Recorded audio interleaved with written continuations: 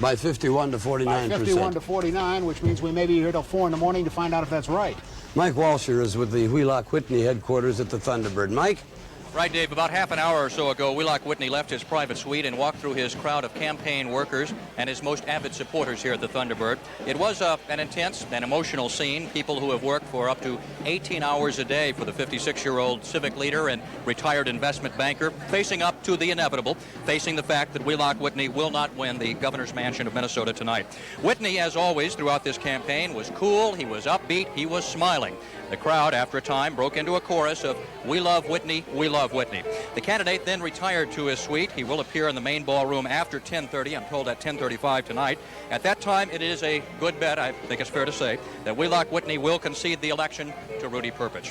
Whitney's campaign never really found a central gut-level theme after the primary, a theme that could catch on with the voters. He ran as, quote, a governor who can manage, and he spent close to $2 million, perhaps more when the final bills come in, to pound home that message. The theme of a governor who can manage, though, did not really catch fire with the voters of the state, and the Whitney campaign, which had a lot of good momentum after the September 14th primary, pretty much lost steam in the 2 weeks after that primary, and that's when Perpich began pulling ahead. Whitney people also believe that Perpich at some point would make a major faux pas, would literally put his foot in his mouth, and he did not. Earlier I talked with Whitney's running mate, Loris Krennick, and he told me that hey, it was a long shot from the very beginning. We did our best, and this year, 1982, it just didn't work out. So the governor's office that the Republicans fought so hard to win in 1978, after years of DFL dominance, will now revert back to the Democratic Farmer Labor Party.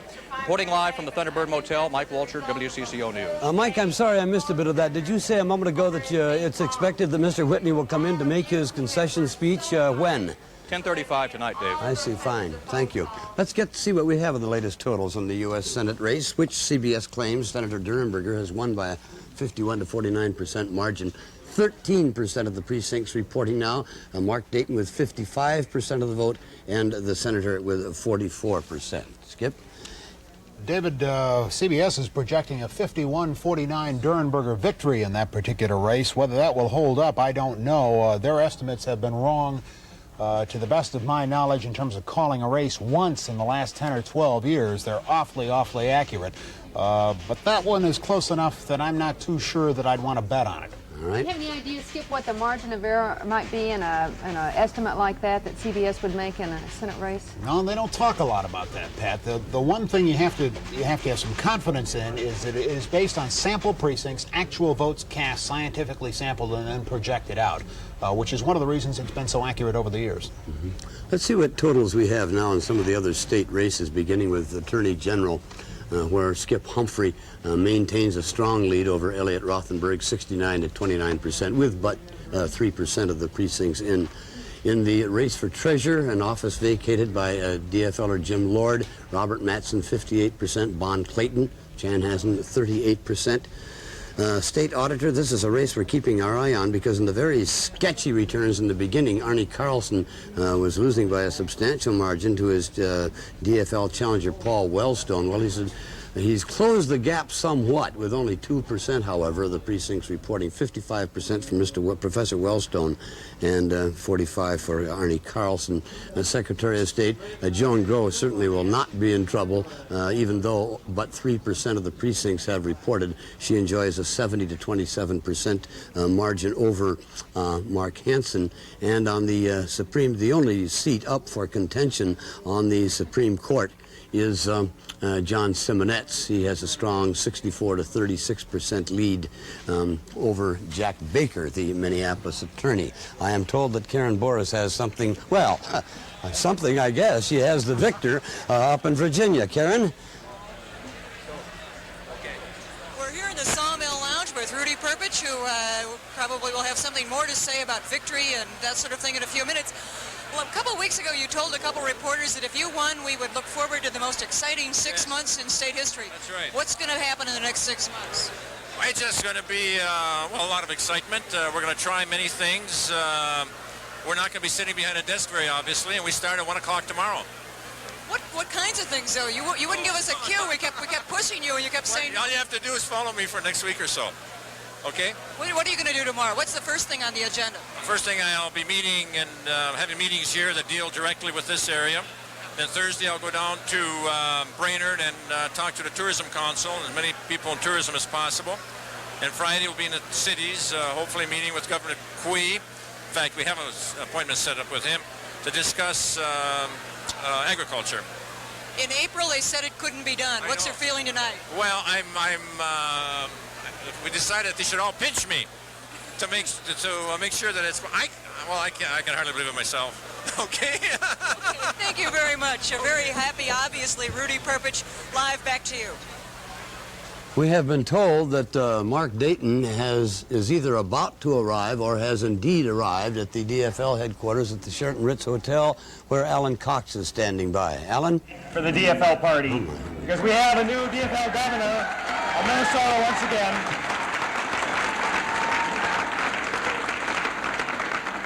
Man I had the privilege to work for, who was, in my mind, the greatest governor Minnesota's ever had, is going to prove himself to be the greatest governor once again Minnesota's ever had. Rudy Perpich, what a great night for the DFL.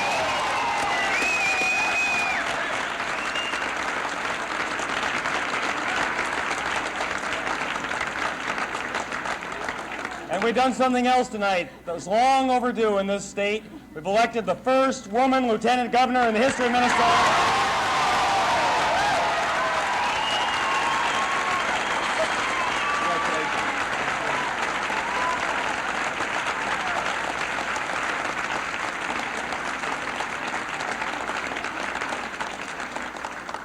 And the people of Minnesota have shown, looks convincingly to me, their wisdom once again in re-electing another great woman leader of our state, our Secretary of State, Joan Groh. I can't think of anyone more deserving of re-election than Joan Groh.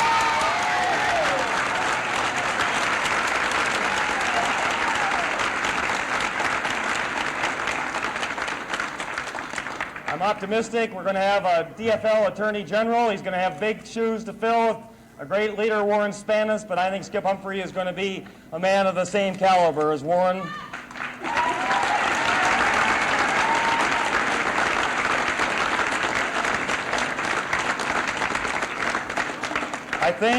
I think and hope and believe we're going to have a new state auditor in Minnesota, a DFL auditor, a great spokesman, Paul West.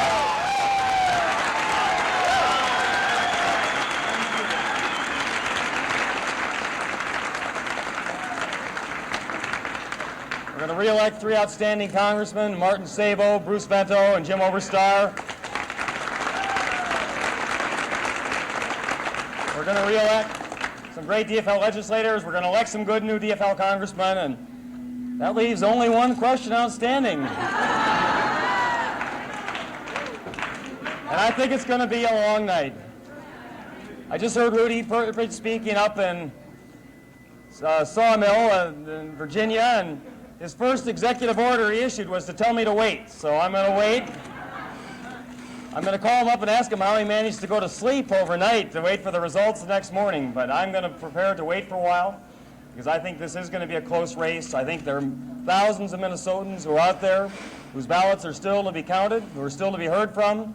And I have nothing else to do tonight. I'm perfectly willing to wait around and see what they have to say.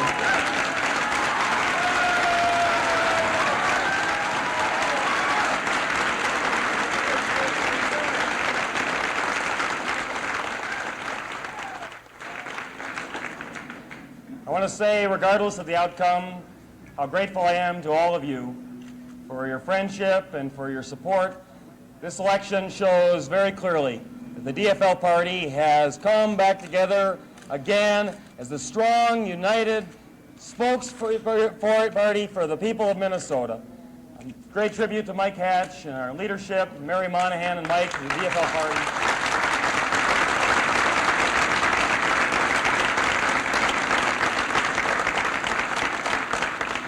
Great tribute to all of you and the countless other numbers of citizens across this state who've given such a dedicated effort on behalf of all of us candidates, and I know I am just enormously grateful to you. I will be around for some more hours this evening. I'll have a chance to visit with you again. Thank you very, very much again. Let me just also say one last note, and a special friend. How glad I am she's here tonight. That's Elida Dayton, my wife. Please all continue.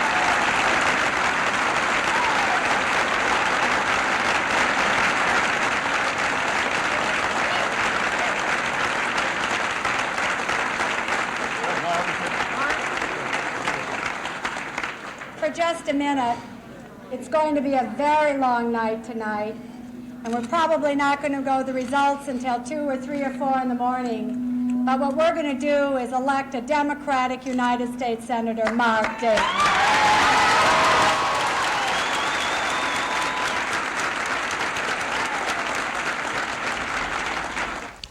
There will be a 10 p.m. news report tonight. However, this evening it will come to you at 13 minutes after 10, which is in just a moment.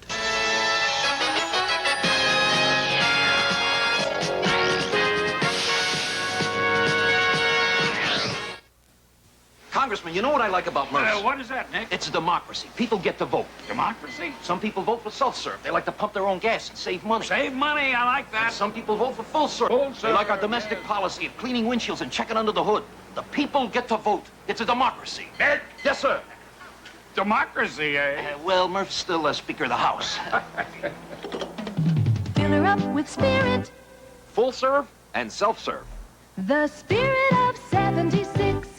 Now, America has a national daily newspaper, USA Today.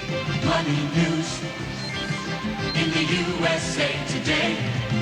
Ideas, predictions, policies to help you with investment strategies.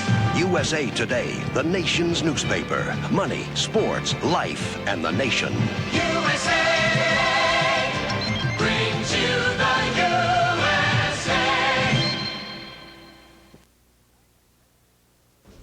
Tonight, Debbie Ely is our 10 p.m. report newscaster, or anchor woman. Deb?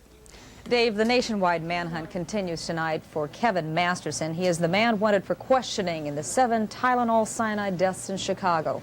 Masterson has a history of mental disorders. The All Points Bulletin went out yesterday, but Masterson still has not been spotted. The ripple effect from that killing spree continues across the country. Here in the Twin Cities, the latest product to be tampered with is Crest toothpaste. As our health and science reporter Dr. Larry Kuttner explains, a Twin Cities woman bought the toothpaste and ended up in the hospital. The South Minneapolis woman had recently bought the tube of Crest mint-flavored toothpaste at the downtown Dayton's department store. When she used the toothpaste this morning, it burned her mouth. She called the police. After talking to the police, the woman went to the emergency room at Idle Hospital in downtown Minneapolis. The inside of her mouth was somewhat reddened, and there were a couple of areas where there were small areas of blistering of the skin, indicating a very mild second-degree burn. Minneapolis police brought the suspect tube to the city laboratory. The initial testing showed that there was what they believed to be adulteration, not common within the toothpaste. The U.S. Food and Drug Administration is currently trying to determine what was put in the toothpaste. Meanwhile, a Dayton's official stated that they have voluntarily removed Crest toothpaste from the shelves of all of their department stores in the metro area. Dr. Larry Kuttner, WCCO Television News, Minneapolis. General Motors is recalling more than 100,000 Chevrolet Chevettes and Pontiac T1000s. The models were made between 1980 and 1982. The recall will correct carburetor fuel leaks, which could lead to fires under the hood. GM has already received 70 reports of engine fires, but no one has been injured. Ma Bell, watch out. This Eden Prairie marketing firm is after the payphone business. Airport Systems Incorporated has started selling payphones in Minnesota. The phones go for $850 each. Northwestern Bell does not sell payphones. Another difference is that these new payphones won't make long-distance calls, at least not until January. Airport Systems officials say that there is a potential market out there of $27 million a year. Northwestern Bell officials don't have much to say about their new competition. In other business news, job cutbacks are in the offing at Honeywell plants. The Minneapolis-based company today announced that 1,800 jobs will be trimmed this month. 115 jobs are in the Twin Cities. Honeywell officials blame the cuts on the reduced orders for computers. Nationwide, U.S. factory orders were up in September. The Commerce Department today reported an increase of 0.7%. While that may seem like good news, September orders are were at the second lowest monthly rate of the year. And in a separate report, government economists found that single-family housing sales jumped nearly 24% in September. That hike is due to lower interest rates. News of a possible decline in interest rates pushed the Dow Jones Industrial Average up more than 16 points today to close at the 1,022 level. More than 1,200 issues traded on the upside. Corporate and municipal bonds also closed higher. Larry Donald Hill remains behind bars in a Minneapolis jail tonight, his bond set at $100,000. Earlier today, Hill was charged with the strangulation murder of his fiancée, Marilyn Carter.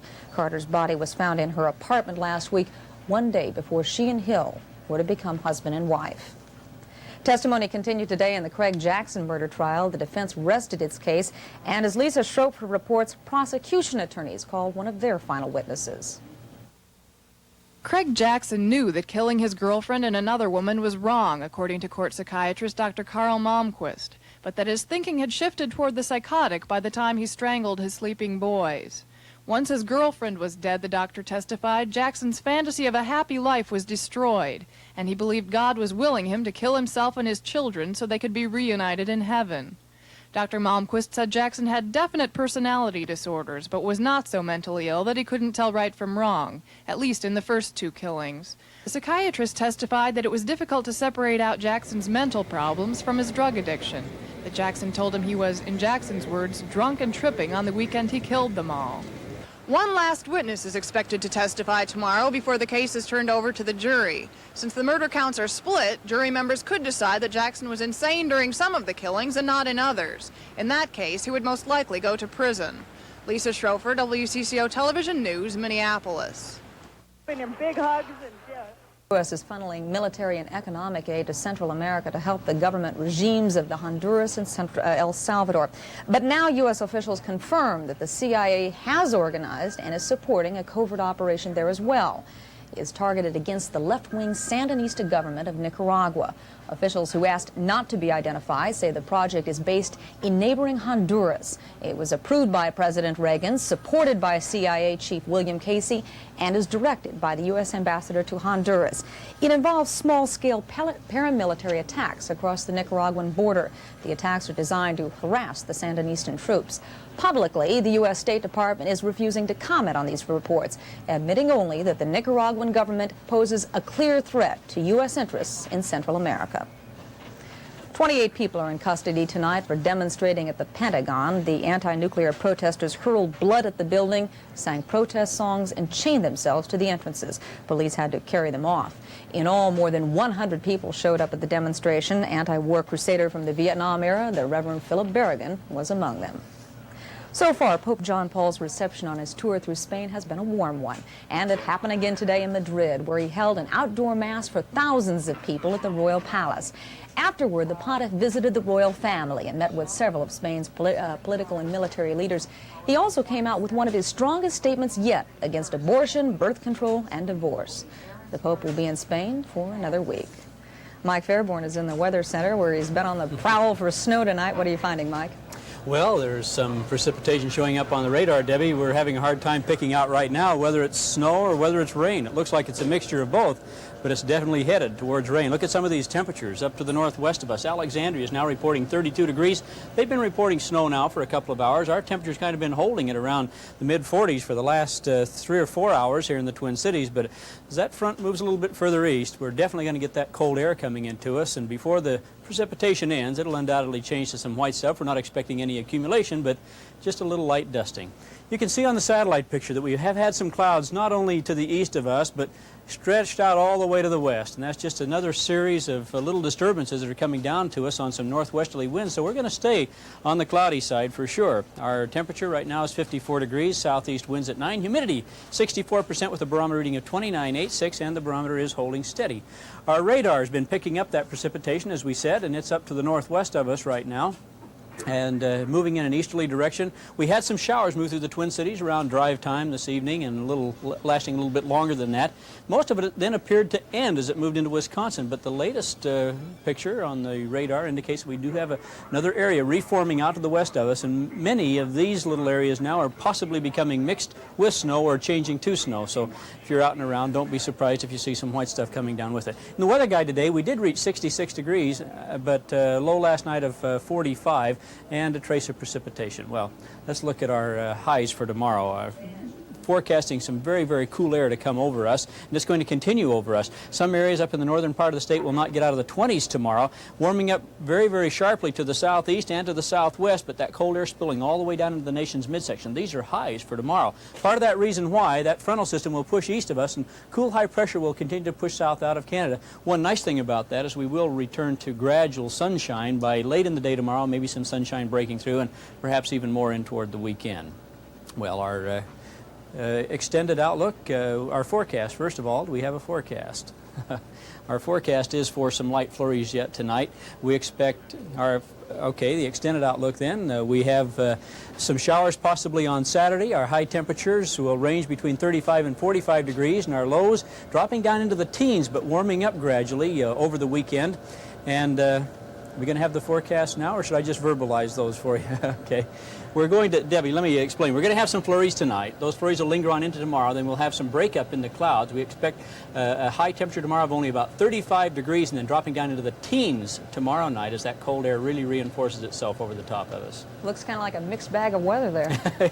It is. Very, very. Thank you, Mike. We'll be back with more election 1982 coverage right after this. You are traveling to another dimension. A dimension where selection and value have no limits.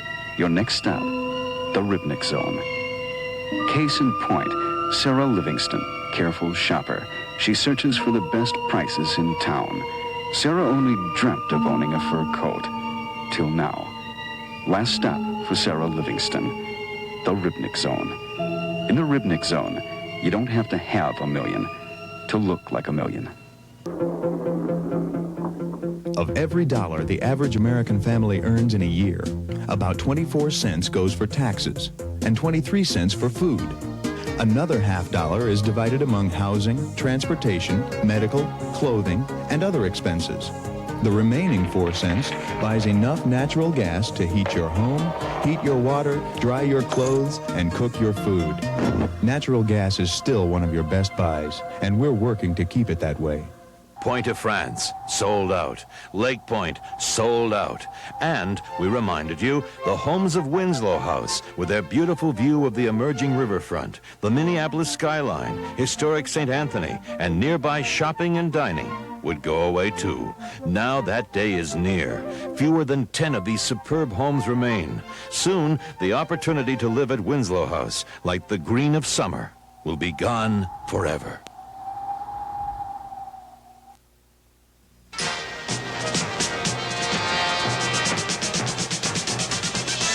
WCCO Television, in cooperation with Control Data, present Computer Vote Total.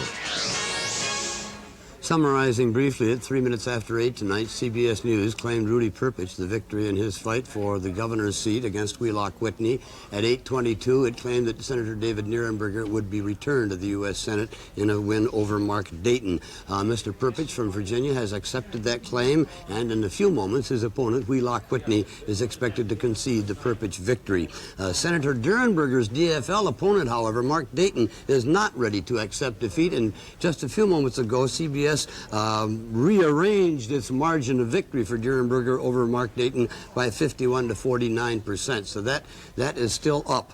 Generally, returns have been rather slow coming in, reflecting the huge voter turnout, undoubtedly. Final results will not be known in the 4 constitutional amendments. However, we do have some results. Pat?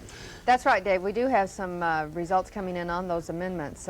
Let's go right now to well, we don't have our computer at this moment. We do know, though, Dave, on amendment number 1, that the earlier votes did show that there, in fact, was a great deal of voter support for that. Let me just emphasize again, and I don't mean to keep going over it, but as we did last time, we said that the amendments passed when, in fact, we woke up and found out that they did not. But it does appear that the appellate court was popular with those who voted for that amendment. Now, as you know, if you didn't vote for the amendment, that was cast as a no vote. So we have four amendments on the ballot this year. They have generated quite a bit of interest. Amendment number 1 for a new appellate court.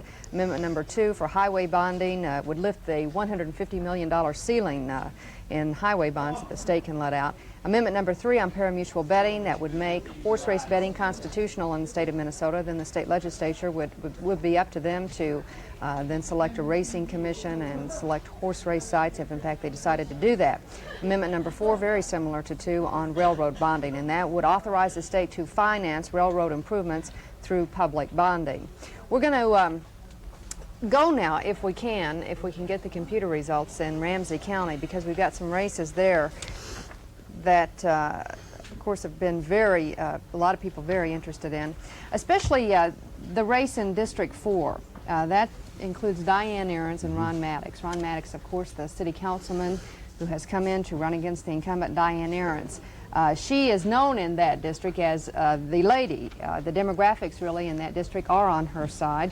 It is a very white-collar liberal district. Ron Maddox, as you know, known as a street fighter.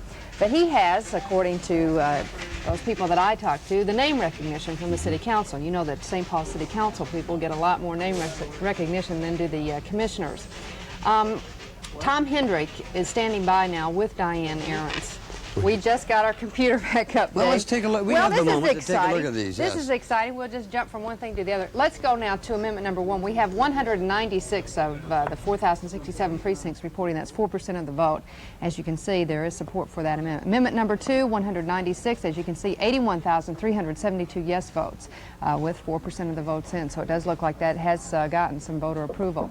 Amendment number 3 on parimutuel betting. This is the one everybody's going to be looking at with 4% of the vote in. It appears as though those who voted were in favor of horse race betting, 83,772 votes for. And amendment number 4, which is the rail improvement amendment, 93,334, support for all 4 of those constitutional amendments. Pat, we have not touched this evening yet on the congressional races involving the Twin Cities metropolitan area, Congressional District 4, 5, and 6. 6 is a result of a reapportionment. Let's just take a look at that and see what the incumbents are doing. Bruce Vento in the 4th Congressional District has held that seat since 1977, holds a strong lead over Bill James, the Honeywell engineer. In the 5th District, Martin Sabo is up for re-election for the 2nd time. Again, a strong lead over Keith Johnson, the systems analyst from Bloomington. And in the 6th District, this was expected to be something of a difficult race for Arlen Erdahl, who is not really the incumbent because he had just finished 2 terms as the former 1st District congressman. He is getting very stiff opposition from 34-year-old Jerry Sikorsky, the Stillwater legislator, who has been 6 years in the legislature, and he has been the majority whip. However, only 2% of the precincts reporting. The margin is 55 to 45% for Jerry Sikorsky over Arlen Erdahl. I think we must say that Mr. Erdahl is not in trouble at this point. We do now have some of the totals coming in from Ramsey County, as you can see, Dave. This has been an interesting race between Tom Foley, the incumbent, and Mike DeCourcy over there. As you can see, it's very close, 52% to 48%. Now, that's with 33% of the vote in. That's going to be a very close race, two very similar candidates. It's been a hard-fought battle over there. Ramsey County Sheriff, as you can see, Chuck Zacharias, the incumbent, with 72% of the vote over his opponent, Leroy Humphrey, a 70-year-old who came in to run against the incumbent in that race. That's with 33% of the vote in. And in District 5, Ruby Hunt, Tony Dana, another race that's going to be a very close one tonight. Of course, Ruby Hunt, another former city councilwoman over there. The Ramsey County in District 6, as you can see, Shaber with 72%. He is the incumbent over Carmichael with only 28%. That's with 33% of the vote in at this point. In District 7, Hal Norgard, 61%. Over Bob Jones, 39%. That's with 9% of the vote in. That's only 2, though, of 26 precincts reporting so far. And in District 4, the race that I mentioned just a minute ago, the Ramsey County race that's really generated a lot of attention, Ron Maddox and Diane Ahrens, the incumbent, and Diane right now leading with 59%. That is with 46% of the vote in. Ron Maddox, though, with a strong showing in that particular district. We want to go now to Tom Hendrick, who is standing by with Diane Ahrens. Tom? And Pat, you should have heard the people applaud here just a minute ago when you put the figures up on the screen showing that Diane Ahrens, in fact, is quite a bit ahead of Ron Maddox, and she is, incidentally, not so incidentally, I guess, claiming victory. Let me talk to you about that. You're very obviously pleased with the turnout. Yes, delighted with the vote totals thus far, and we think that it shows that people responded to a positive campaign, one which we tried to express the real critical issues of the county, and I think that shows in the vote totals. Okay, Pat, I think you were going to ask a question of Ron Maddox. Is he standing by, or shall we continue with this interview? No, he is indeed. In fact, we want to try, after we talk to Ron Maddox, he's standing by now with Don Shelby, to get the two candidates to talk perhaps a little bit to each other. There's Ron, and as you can see in the one side of your screen. Mr. Maddox, what do you think of your showing so far, and how do you think it's going to go the rest of the evening? Well, I think the votes total shows a trend. I hope it doesn't show a trend to my opponent that she's going to continue with the type of things she's done in the past. It's been very tough to beat the Pioneer Press and my opponent. I hope that Diane goes into the next 4 years and does the kind of job that she has done in social services in the area of cutting as she's done with the area of taking care of the needy and the poor. Diane's done a good job in that area, and I've not ever said that, but consequently we're going to be going into an area now in the next 4 years where the state's going to be cutting back, the feds are going to be coming back. We're going to have to present a plan. We're going to have to get rid of the old traditional ideas of county commissioners not looking at school boards or not looking at city councils, and we're going to have to become imaginative, and I know she's capable of doing that, and consequently it's been a good campaign. It just showed on November 2nd, 1982 at this particular time they didn't want me and they may want her, and I just wish her all the best luck in the world. Diane, anything to say about that? Well, I thank my opponent for his gracious comments, and I will simply try to continue to do my best as an elected official and of Ramsey County. Well, we know it's been a hard-fought battle between both of you. You have waged a good campaign, though, and best of luck to both of you, and congratulations, Diane, on your lead so far. Thank you very much, Pat. Pat, we understand that Wheelock Whitney has made his appearance at his headquarters at the Thunderbird Motel, where Mike Walsher is standing by. Mike? Dave, Wheelock Whitney, the 56-year-old retired business executive, the man who ran his campaign as a governor who can manage, has just appeared before about 500 or so supporters who have been applauding for him, worked for him throughout the campaign. He's been joined by his family and by State Senator George Pillsbury, as well as his running mate Loris Krinick on the podium. And it is expected that Whitney will be conceding here in the next few moments. The figures from CBS News, a regional breakdown, shows that Whitney lost this campaign, lost this race, really statewide. Here then the comments of Wheelock Whitney. Thank you very much. Chuck, let's hear a good hand for Chuck Slocum. He's doing a heck of a job tonight. Attaboy, Chuck.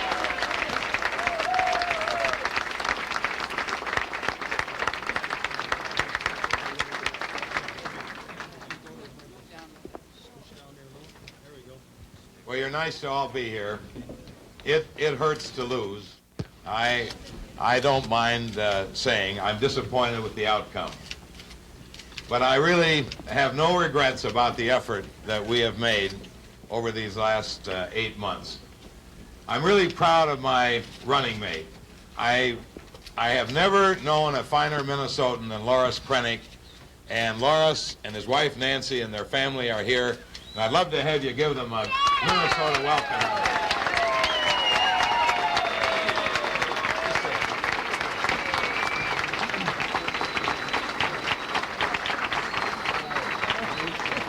Thank you very much.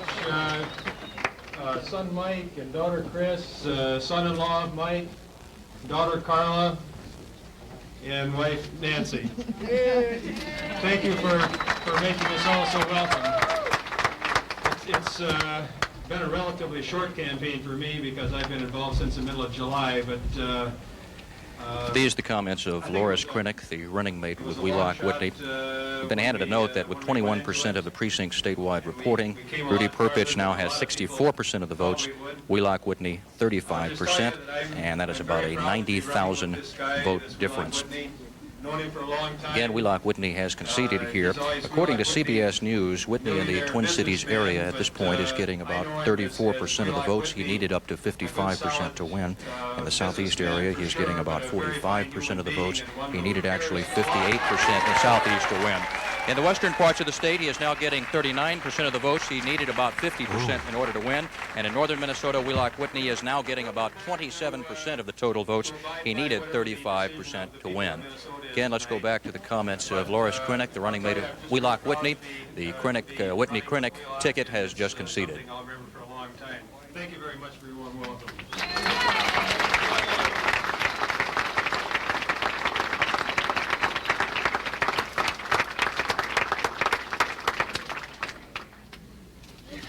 I see many of the people out there that have volunteered in our effort for 8 months. And there's no way I can thank you for all those long hours.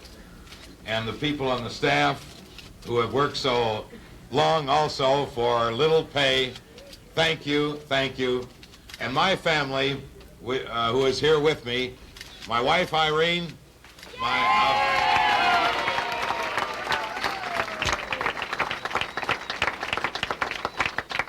I have a son, Joe, and his wife, Ruth, and my daughter, Pennell, my son, Ben, who was with me all the way for the last 8 months, everywhere together, Ben. My mother-in-law, Dorothy Lachlan.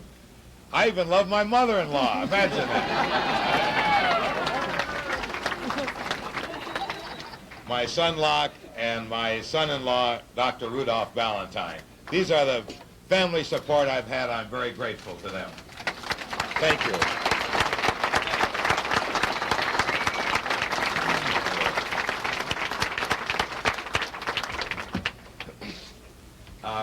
Rudy Perpich, wherever you are, I congratulate you on your victory.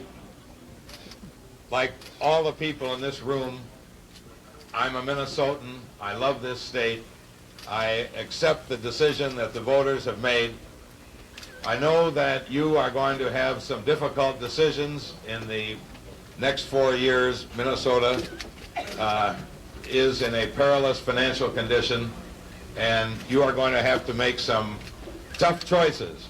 But I and all the other Minnesotans in this state wish you every success and good luck as you undertake your job as governor of the state for the next 4 years.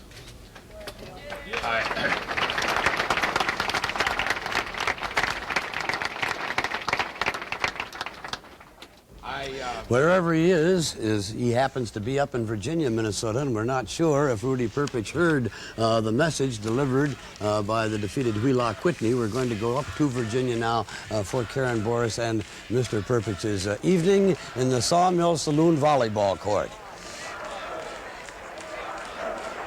It has just been announced here at the Sawmill Lounge in Virginia, Minnesota that Wheelock Whitney has conceded. Rudy Perpich is just now coming into the room. He's been in another room here. They've got about 4 or 5 different party rooms set up. He is on his way to the stage and will be making a speech. There he is now.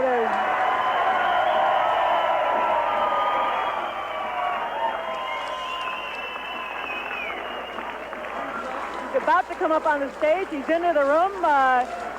People here are jubilant, to say the very least. This is a crowd that is not stopped all night long.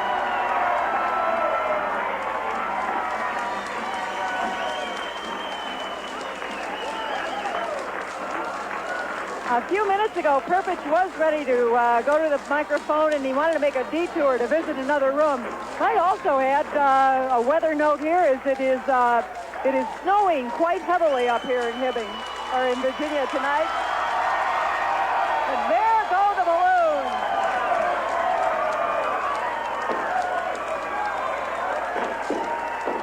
The balloons are starting to fall down on the crowd. And Rudy Perpich is about to say a few words. There they go.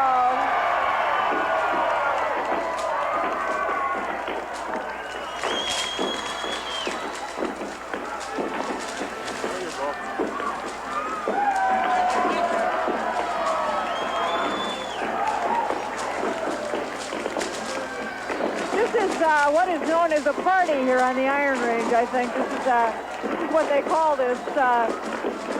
People have been going like this since early this evening. They don't show any signs of stopping.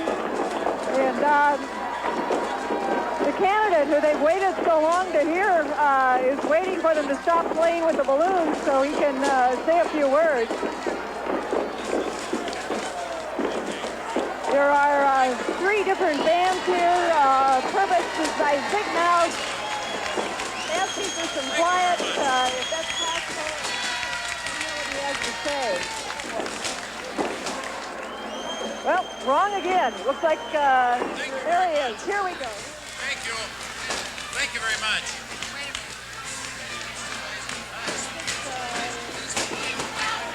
Things are starting to die down a little.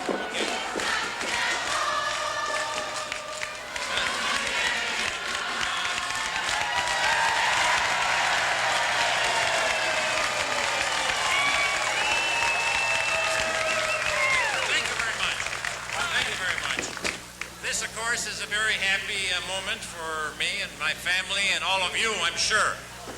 I appreciate, and words really can't express the appreciation that we have for all of you and for all the many people who have worked very, very hard in the last 7 months. This has been, without you, very obviously, it wouldn't be possible. And one person that has worked just day and night from the first day, and one that there's so many people that we want to acknowledge, so many people that work so very, very hard, but one that really, right from the first day, just worked day and night, really hasn't even seen his family, and Eldon Brewston. Come on.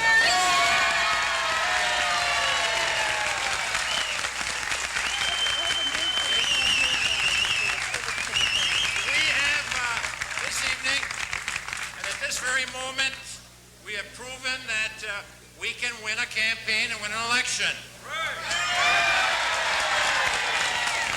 In the very near future, we're going to prove that Rudy Perpich is a governor of the entire state of Minnesota, and that he's not just a regional governor. We understand, and all of us in Minnesota understand, that if the farmers aren't buying tractors, if the unemployed in the cities aren't buying automobiles, that our iron workers will be out of work. We're all tied in together. And this is why we're going to start out immediately working together as a state to make sure that we can get things turned around. And that's going to be...